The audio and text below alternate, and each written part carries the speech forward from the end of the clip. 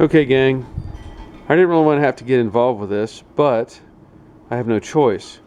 This is my daughter's 2007 Kia Sportage 4-cylinder, and the other day she was gone and had gone to school, and I walked out to where she normally parks, and I found a lot of oil on the ground, and I knew that was not right. I mean, it's a good car, it's been running fine and everything, and so that concerned me. And we actually had met at an event where she had parked on a slight angle, so the car leaned slightly to the right.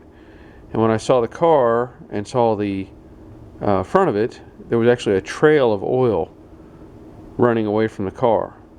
So we got her home, and I added some oil to it. I couldn't do anything with it at that time, but today I'm gonna have to take a look at it.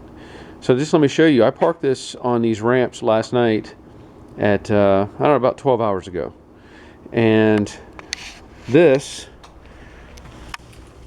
is how much oil has accumulated. Now, some of that may be residual from being on the cradle that holds the engine, but whatever it is, that's not good. So I'm gonna have to get a look at it and hopefully find something that tells me where that's coming from.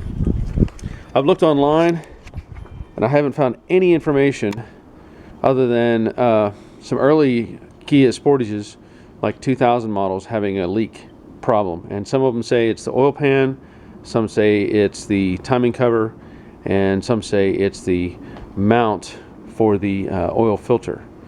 So I'm gonna have to dig into it and see what's going on.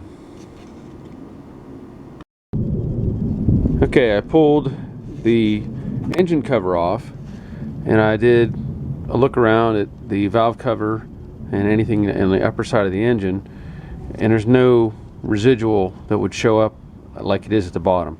I mean, you've got some stuff up here, but that's pretty much normal. But if we go to the bottom, I pulled the cover pan off, and it's full of junk, and the bottom of the oil pan, just this front edge, is wet, and you can actually see there it's dripping right out of it, but it's all wet on this cradle.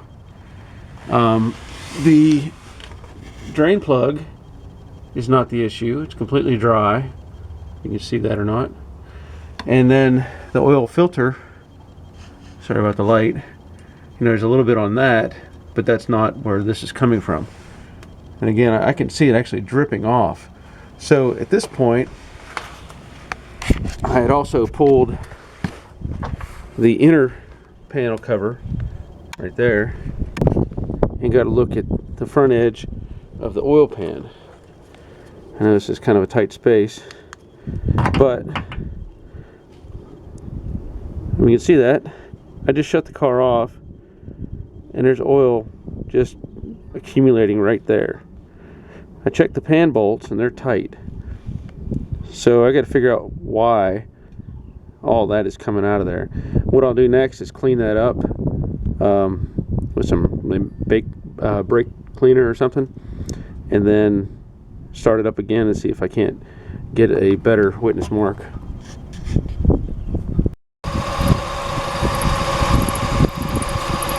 Well, there it is. So I'd say it's not the oil pan, but it's either seal or it's got to be that timing cover. I don't know if you can see that or not, but let me zoom in a little bit.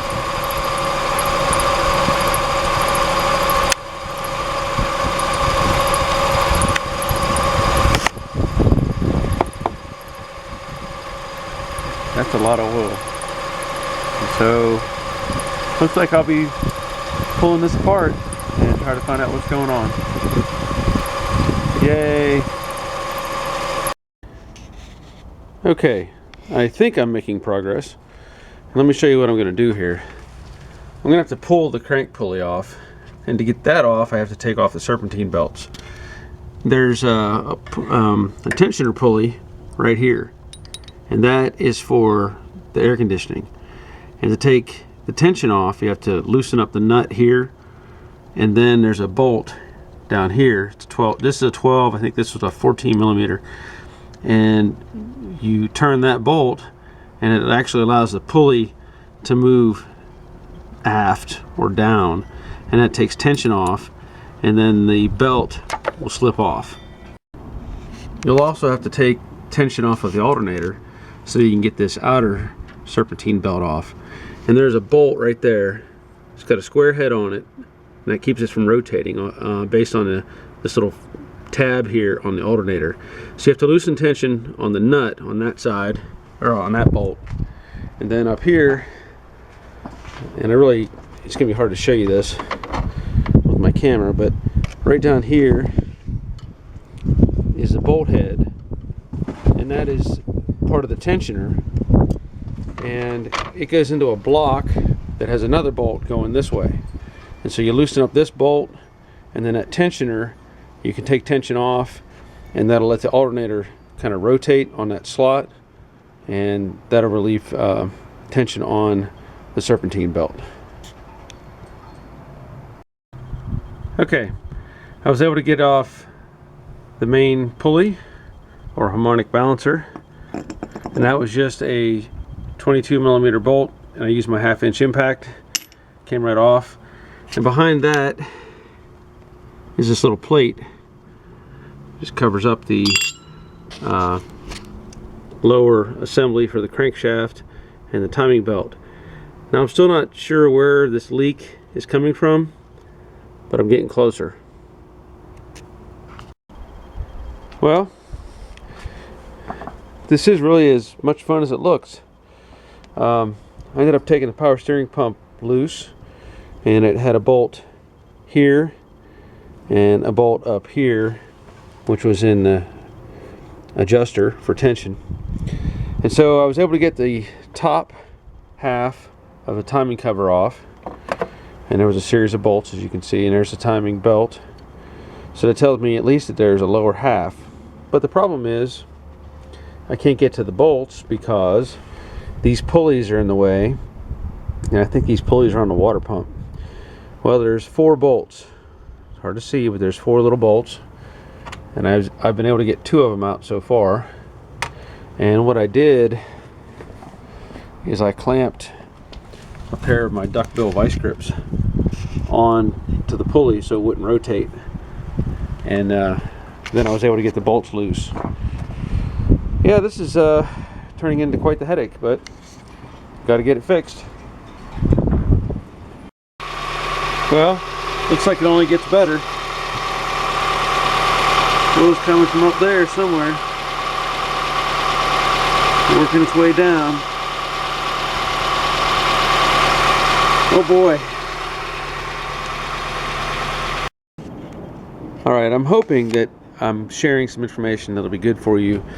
I'm still trying to get to the leak, so I'm going to have to pull off the timing belt.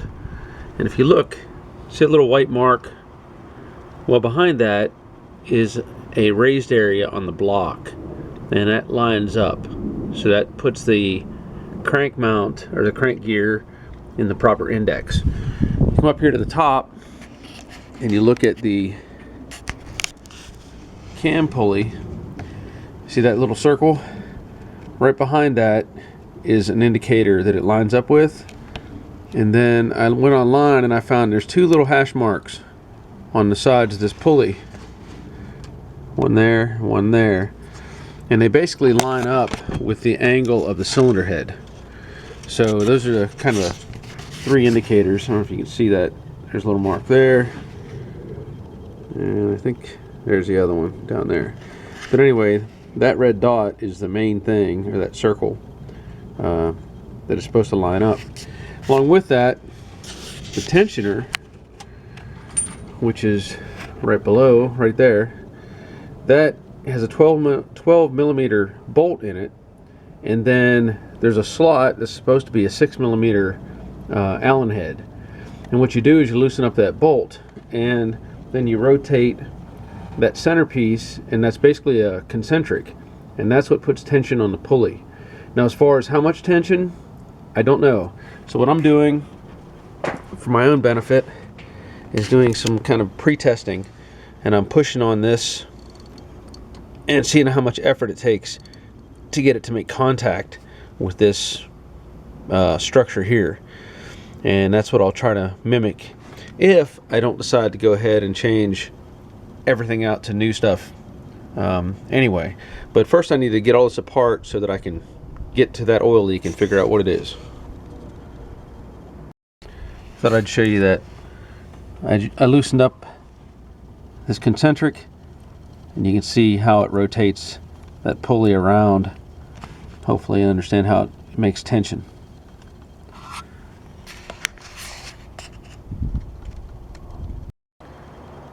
I think I may be at a stopping point on this video. After everything I've gotten apart and some research that I've done,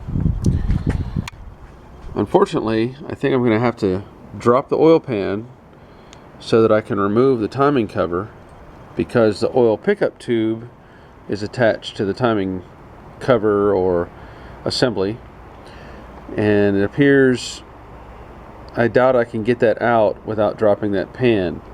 So what I'll have to do is drop the exhaust pipe so that I can remove the pan, so that I can remove that timing cover, all that just to get to, or reseal that cover to stop this leak. This one's not quite as much fun as I had hoped it had been, and I really knew it wouldn't be fun, but I think that's all I'm going to do on this video, and then I'll do a follow-up with getting it all back together. Thanks for watching.